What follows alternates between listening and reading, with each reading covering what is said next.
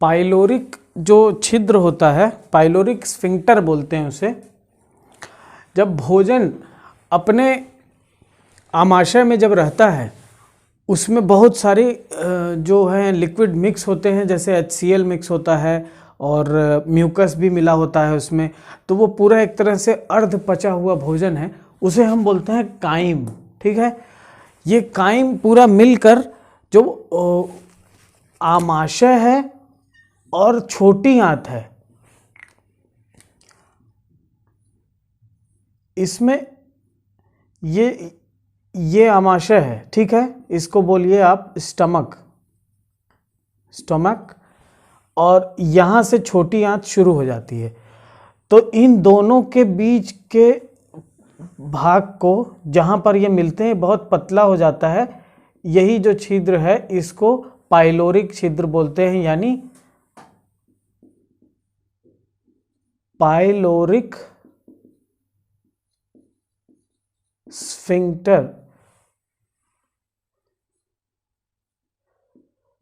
Pyloric sphincter है यानी pyloric छिद्र है, यहीं से आपका काइम जो है ये होता हुआ प्रवेश करता है आपके डिओडेनम में, यानी छोटी आंत के भाग में। ये जो यू शेप है, यू शेप है, इसका शेप जो है यू, अंग्रेजी के अक्षर यू जैसा होता है। जब यहाँ पर भोजन आता है तब ये ऐसी जगह होती है जहाँ पे एक तो जो लीवर का बाइल है बन के आया है, वो बाइल डक्ट यहीं खुलता है, और एक पैंक्रियाज का जो सेक्रीशन है, पैंक्रियाटिक डक्ट, वो भी यहीं खुलता है। तो दोनों में जो बाइल डक्ट होता है, बाइल डक्ट से जो स्रावित होकर आ रहा है, वो वसा यानी फैट के पाचन में बड़ा सहायक सिद्ध होता है। पैंक्रियाटिक जूस जो है उसमें बहुत सारे एंजाइम होते हैं, जो वो भी प्रोटीन और कार्बोहाइड्रेट के पाचन में बड़े सहयोगी होते हैं। उसके अलावा वो पीएच उनका जो होता है, पीएच 7.2 ऐसा कुछ पीएच होता है, यानी बहुत बेसिक नेचर होता है उनका, है ना, एसिड और बेस। तो एसिड जो है और बेस को एक पैमाने पर देखा जाता है, ये मान लीजिए 0 है, तो इससे इधर बढ़ते चले जाएंगे तो यहाँ 14 मान लीजिए, तो इसके साथ जो होता है न्यूट्रल होता है।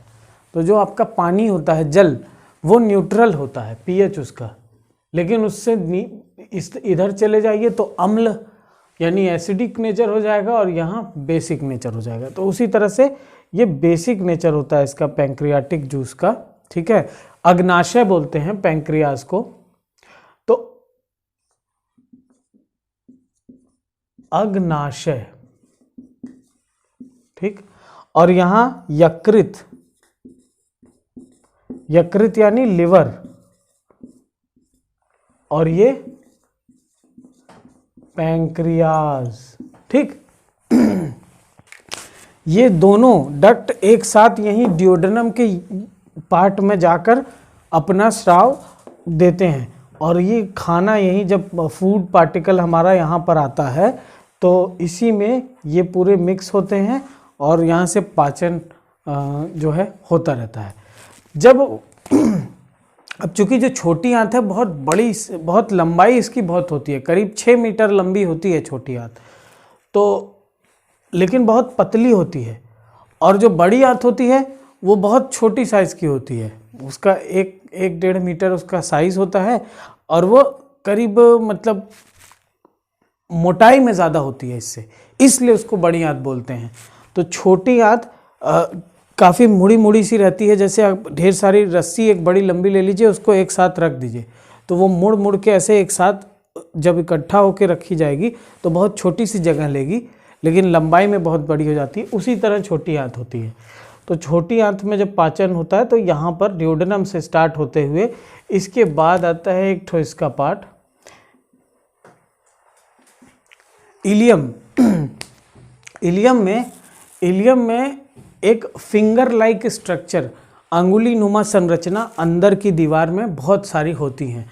वो क्या करती हैं, इसको मैं थोड़ा मिटा देता हूं।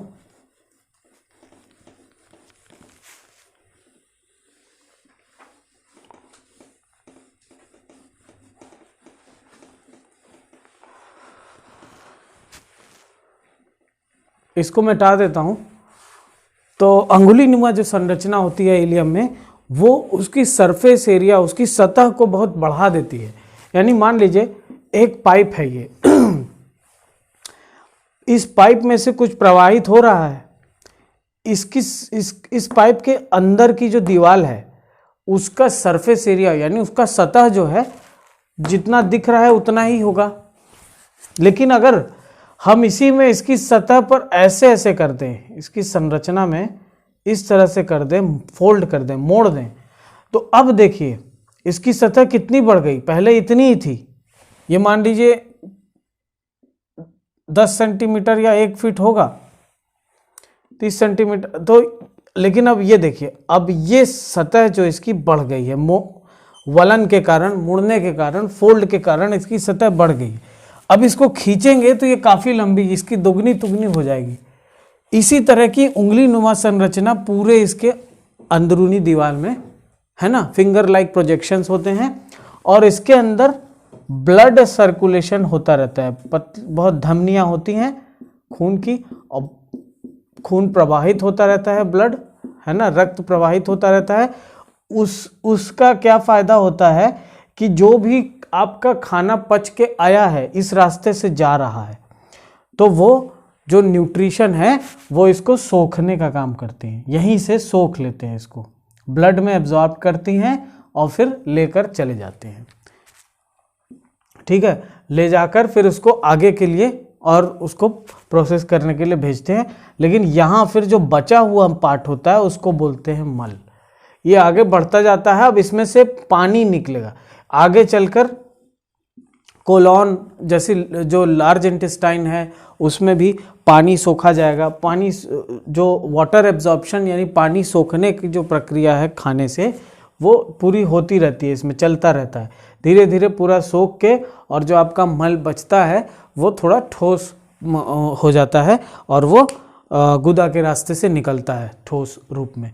लेकिन उससे पहले ये गीला गीला रहता है, वो पूरा पानी इसके दीवारों में सोखता रहता है और यहीं से ब्लड से सोखते हुए वो ले जाता है, फिर किडनी में छानता है उसको, और फिर जितने भी जो हानिकारक पदार्थ हैं उसको निकाल देता है, उसको एक्सक्रीट कर देता है। बाकी प्योर ब्लड निकाल कर उसको पूरे शरीर में पहुंचा देता है। इसी से फिर जुड़ा हुआ है हमारा कि कैसे ऑक्सीजन और कार्बन डाइऑक्साइड भी उसी में जुड़ता है, फिर ले जाके वहाँ गैसियस एक्सचेंज करता है ना। एक्सचेंज करने के बाद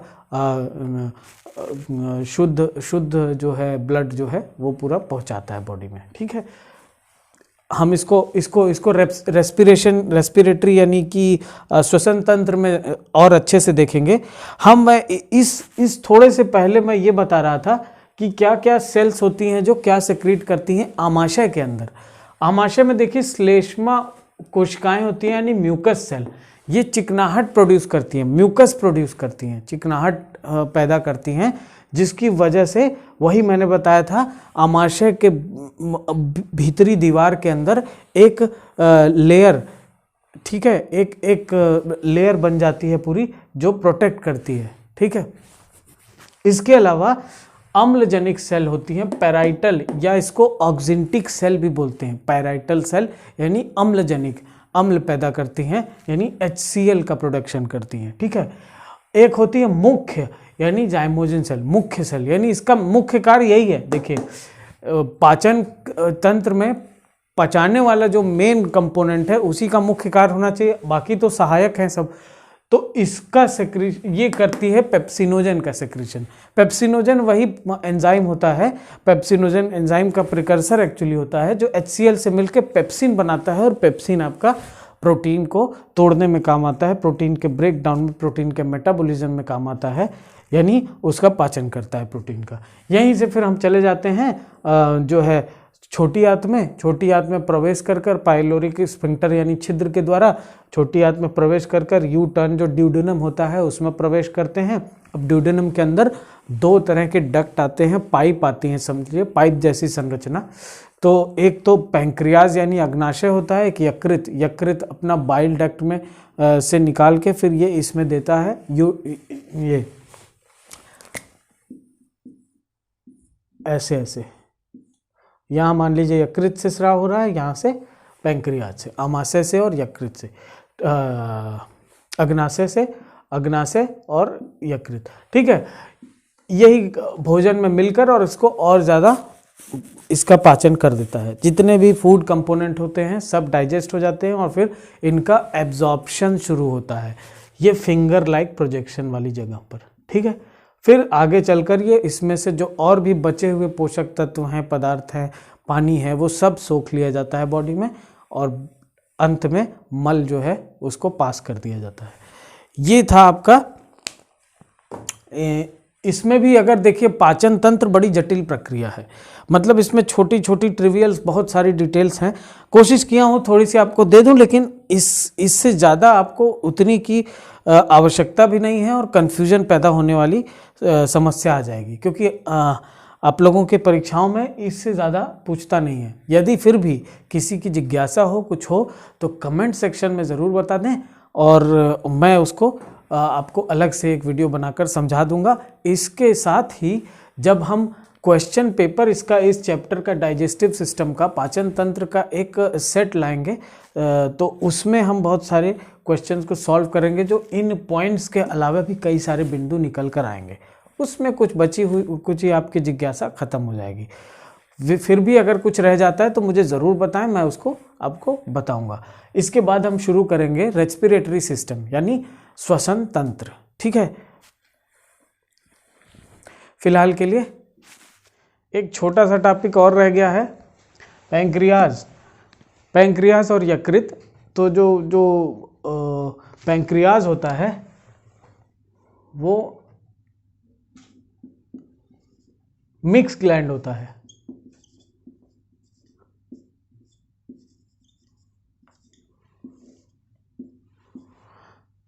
एक्सोक्राइन, बहिस्रावी और इंडोक्राइन। इंडोक्राइन दोनों होता है। अब इसका ये थोड़ा जटिल है, इसको समझने का मतलब यह है कि देखिए पैंक्रियाज एक ऐसा ग्लैंड है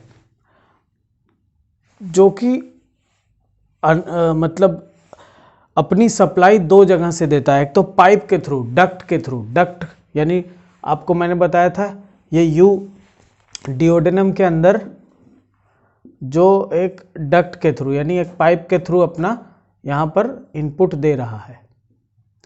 ये पैंक्रियाज का आया, ये यकृत का आया, तो ये नॉर्मल है। इसमें क्या आता है, एंजाइम। एंजाइम सेक्रेट करता है, ठीक है।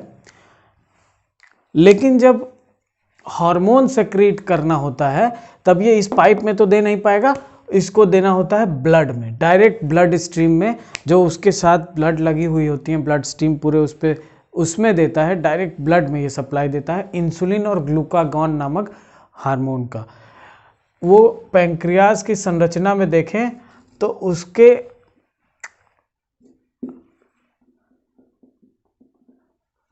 उसके ऊपर छोटे छोटे वो होते हैं, उसको बोलते हैं islets of Langerhans. Islets of Langerhans, islets of Langerhans. इनको अगर और डिटेल में देखें तो इसमें अल्फा और बीटा नामक सेल्स होती हैं, कोशिकाएं होती हैं, अल्फा सेल्स और बीटा सेल्स। तो ये जो आइलेट्स ऑफ लैंगरहैंस है, इसके अंदर से हार्मोन निकलता है। बाकी जो एक्सटर्नल चीज़ें हैं उनमें से आपको एंजाइम निकलेगा, है ना, और जितनी भी सेक्रीशन है वो निकलेंगी, जिसका जो पीएच होगा वो 7 से ऊपर होगा, 7 या 7.2 ये पीएच होगा इसका। इसी के कारण जो HCl से मिला हुआ जो भोजन आया था, काइम, जो काफ़ी वो था, क्या बोलते हैं, अम्लीय था, वो यहाँ पर मिलकर इसके क्षारी बेसिक उससे मिलकर ये न्यूट्रल हो जाएगा खाना, ठीक है। तो ये इसका फायदा है। लेकिन ये काम क्या है, बहिस्रावी का, यानी एक्सोक्राइन वाली ग्लैंड का। ये दो ग्लैंड है इसी के अंदर, दो तरह की ग्लैंड है, इसीलिए इसको मिक्स ग्लैंड बोलते हैं पैंक्रियाज को, है ना। जैसे यकृत है, ये पूरा का पूरा एक्सोक्राइन है, ठीक है, इसमें ये हार्मोन नहीं निकलेगा, कुछ नहीं देगा ये। इसके यही एक पैंक्रियाज है जो मिक्स ग्लैंड है, जो एक्सोक्राइन एंडोक्राइन दोनों फंक्शन करता है, दोनों कार्य करता है। और एंडोक्राइन वाला जो पार्ट है वो आइसलेट ऑफ लैंगरहैंस है, जिसके अंदर अल्फा और बीटा कोशिकाएं होती हैं। अब अल्फा कोशिका जो होती है वह ग्लूकागॉन सेक्रेट करती है, और बीटा कोशिका जो होती है वह इंसुलिन नामक हार्मोन सेक्रेट करती है। ये दोनों का जो कार्य है वो ग्लूकोज के पाचन में बड़ा सहायक होता है। इन्हीं को बैलेंस लेके चलना होता है। कभी कभी इंसुलिन की कमी से, उसकी मात्रा की कमी से ये एक तरह की जो है डिजीज़ होती है, जिसे आप डायबिटीज़ के नाम से जानते हैं। डायबिटीज़ के भी कई रूप हैं। आप अगर मुझे डिटेल में इसके बारे में पूछेंगे तो मैं इसको और अच्छे से कभी बता दूंगा। फिलहाल जो ये आपका डाइजेस्टिव सिस्टम है, इसके लिहाज से आपको इतना पर्याप्त है। हाँ, कभी कभी क्वेश्चन अब थोड़ा एडवांस हो गए हैं एग्ज़ाम वाले, तो क्वेश्चन और पूछते हैं। तो अल्फ़ा और बीटा ये पूछ लेते हैं कि अल्फ़ा बीटा सेल से क्या निकलता है, या एंडोक्राइन एक्सोक्राइन ग्लैंड्स में से क्या क्या निकलता है। तो कभी पूछता है कंफ्यूज करने के लिए, एंडोक्राइन से एंजाइम निकलता, ऐसा नहीं है। एक्सोक्राइन से आपका पाचन वाला जो कि डिओडेनम में पहुंचेगा, एंडोक्राइन डायरेक्ट ब्लड में सप्लाई देगा, ठीक है। यही बस है, इतना ही देखना था, है ना। एक छोटा सा टॉपिक और रह गया है, पैंक्रियाज और यकृत। तो जो पैंक्रियाज होता है वो मिक्स ग्लैंड होता है।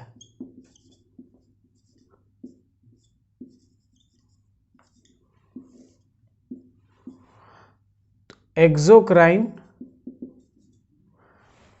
बहिस्रावी और इंडोक्राइन, इंडोक्राइन दोनों होता है। अब इसका ये थोड़ा जटिल है, इसको समझने का मतलब यह है कि देखिए, पैंक्रियाज एक ऐसा ग्लैंड है जो कि मतलब अपनी सप्लाई दो जगह से देता है। एक तो पाइप के थ्रू, डक्ट के थ्रू। डक्ट यानी आपको मैंने बताया था, ये डिओडेनम के अंदर जो एक डक्ट के थ्रू यानी एक पाइप के थ्रू अपना यहाँ पर इनपुट दे रहा है।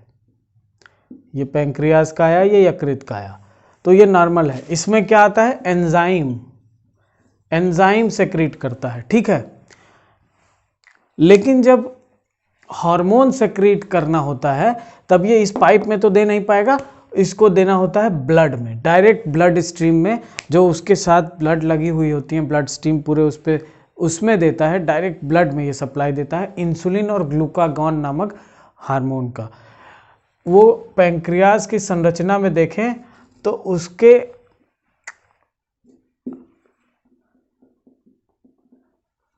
उसके ऊपर छोटे छोटे वो होते हैं,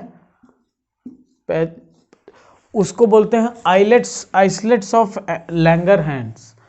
आइसलेट्स ऑफ लैंगरहैंस, इनको अगर और डिटेल में देखें तो इसमें अल्फा और बीटा नामक सेल्स होती हैं, कोशिकाएं होती हैं, अल्फा सेल्स और बीटा सेल्स। तो ये जो आइसलेट्स ऑफ लैंगरहैंस है, इसके अंदर से हार्मोन निकलता है। बाकी जो एक्सटर्नल चीज़ें हैं उनमें से आपको एंजाइम निकलेगा, है ना, और जितनी भी सेक्रीशन है वो निकलेंगी, जिसका जो पीएच होगा वो 7 से ऊपर होगा, 7 या 7.2 ये पीएच होगा इसका। इसी के कारण जो HCl से मिला हुआ जो भोजन आया था, काइम, जो काफ़ी वो था, क्या बोलते हैं, अम्लीय था, वो यहाँ पर मिलकर इसके क्षारी बेसिक उससे मिलकर ये न्यूट्रल हो जाएगा खाना, ठीक है। तो ये इसका फायदा है। लेकिन ये काम क्या है, बहिस्रावी का यानी एक्सोक्राइन वाली ग्लैंड का। ये दो ग्लैंड हैं इसी के अंदर, दो तरह की ग्लैंड है, इसीलिए इसको मिक्स ग्लैंड बोलते हैं पैंक्रियाज को, है ना। जैसे यकृत है, ये पूरा का पूरा एक्सोक्राइन है, ठीक है, इसमें ये हार्मोन नहीं निकलेगा, कुछ नहीं देगा ये। इसके यही एक पैंक्रियाज है जो मिक्स ग्लैंड है, जो एक्सोक्राइन एंडोक्राइन दोनों फंक्शन करता है, दोनों कार्य करता है। और एंडोक्राइन वाला जो पार्ट है वो आइसलेट ऑफ लैंगरहैंस है, जिसके अंदर अल्फा और बीटा कोशिकाएं होती हैं। अब अल्फा कोशिका जो होती है वह ग्लूकागॉन सेक्रेट करती है, और बीटा कोशिका जो होती है वह इंसुलिन नामक हार्मोन सेक्रेट करती है। ये दोनों का जो कार्य है वो ग्लूकोज के पाचन में बड़ा सहायक होता है। इन्हीं को बैलेंस लेके चलना होता है।